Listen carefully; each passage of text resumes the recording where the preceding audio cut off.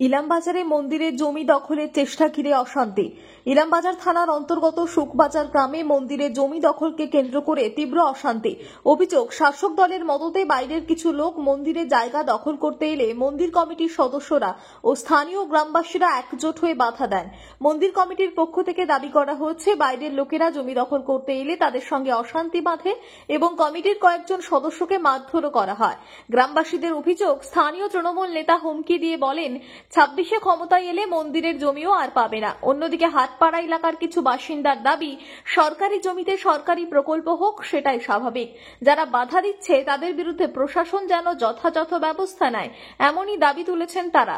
ঘটনাকে কেন্দ্র করে এদিন চরম উত্তেজনার পরিস্থিতি সৃষ্টি হয়। নিয়ন্ত্রণ করতে ঘটনাস্থলে আসে ইলামবাজার থানার বিরাট পুলিশ বাহিনী। অভিযোগ, পুলিশের সামনেই মারধর করা হয় মন্দির কমিটির সদস্যদের। পাশাপাশি আরো অভিযোগ, ইলামবাজার থানার অফিসার ইনচার্জ দেবাশিস পণ্ডিত মন্দিরে 144 ধারা জারি করার কথাও বলেন। অন্যদিকে দীর্ঘ সময় ধরে মন্দিরের দখলে থাকা জমিতে হচ্ছে উপস্বাস্থ্য কেন্দ্র। সেই জমি বাদে সীমানা নির্ধারণ করে পাঁচিল করে দেওয়ার দাবি জানাচ্ছেন মন্দির কমিটির সদস্যরা। কিন্তু তাদের অভিযোগ, মন্দিরের জমি দখল করার চেষ্টা করছে কিছু অহিন্দু লোকজন। অন্যদিকে এই বিষয়ে স্থানীয় তৃণমূল বিধায়ক তথা রাজ্যের মন্ত্রী চন্দ্রনাথ সিনহার হস্তক্ষেপ দাবি করে সমস্যা সমাধানের আশ্বাস দিয়েছে স্থানীয় তৃণমূল নেতৃত্ব। আমাদের এই জায়গা দুর্গা মাতার জায়গা, আমাদের 200 বছর থেকে আমাদের আয়ত্তের মধ্যে আমরা ছিল আমাদের, এবং এখন কিছু অহিন্দু লোক ওই জায়গাটাকে জবরদস্তি করে আমাদের জায়গাটাকে ছিনিয়ে নেবার চেষ্টা চলছে। আজকে ওই ঝামেলা হওয়ার সঙ্গে সঙ্গেই আমাদের গ্রামবাসীরা গোটা গ্রামের লোক এসে জায়গাটাকে রুখে দাঁড়ায় এবং ওখানে গাছের ডাল ভেঙে আমাদেরকে মারতে আসে। হ্যাঁ, ওই কিছু অহিন্দু লোক আমাদেরকে মারতে আসে। হ্যাঁ, এবং ওই ঝামেলা সৃষ্টি হয় এবং আমাদের যে ওখানে যে সাব সেন্টার হচ্ছে সেই সাব সেন্টারের কাজ বন্ধ রেখেছিলাম আমরা। আবার আজকে সেই সাব সেন্টার আবার এখন কাজ চালু করতে চাইছে, কিন্তু আমরা যদি প্রশাসন থেকে কাজ বন্ধ না করে তাহলে আমরা কিন্তু পুনরায় আবার ঝামেলা করে আমরা কাজ আজকে বন্ধ করব, এর আন্দোলন করব আমরা। হ্যাঁ, প্রশাসনকে আমরা এই বিষয়ে জানিয়ে দিয়েছি। হ্যাঁ, প্রশাসন আছে, প্রশাসনকে বললাম, প্রশাসন বললে বেশ ঠিক আছে, আমরা বন্ধ করার চেষ্টা করছি, আমরা যাচ্ছি ওখানে গিয়ে। এখন দেখো, যদি বন্ধ না করে তাহলে পরে আমাদের এই আন্দোলন চলবে, আমরা আবার পুনরায় গিয়ে বন্ধ করব। আমরা চেয়েছিলাম যে একই দাগের মধ্যে একটা, যখন এই আপনার পাঁচিল দেওয়া এটাও একটা সরকারি প্রকল্প, আর এই যে আপনার স্বাস্থ্যকেন্দ্র ওটাও কিন্তু একটা সরকারি প্রকল্পের কাজ।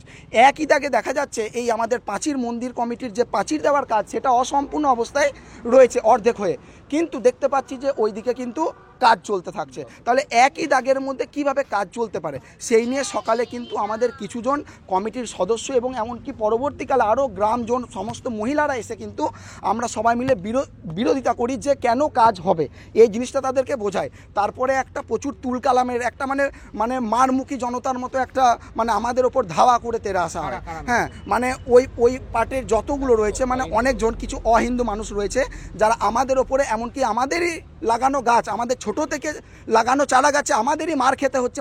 এই রকম পরিস্থিতির যে সম্মুখীন আজকে হতে হবে।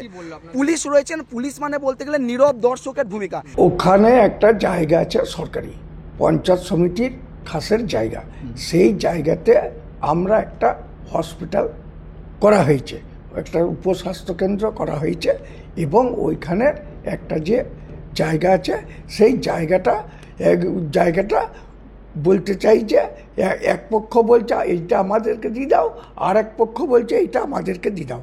আমরা চেয়েছি এখানে মাননীয় মন্ত্রী থেকে ভাগ করে দিয়েছেন, সেই মোতাবেকই হবে, আলোচনা সাপেক্ষেই সেটা ঝামেলা হবে। আর ঝামেলা 5টা ছেলে যদি থাকে, ঝামেলা একটু হতেই পারে, তাতে তো কোনো অসুবিধা নাই। আর আমাদের পক্ষে তো আমরা তো কোনো ধর্ম নিয়ে খেলবো না, আমাদের হচ্ছে আমরা ধর্ম নিরপেক্ষভাবেই আমরা সমস্ত ফায়সালা করি, সেইভাবেই আমরা ফায়সালাটা করে দেবো।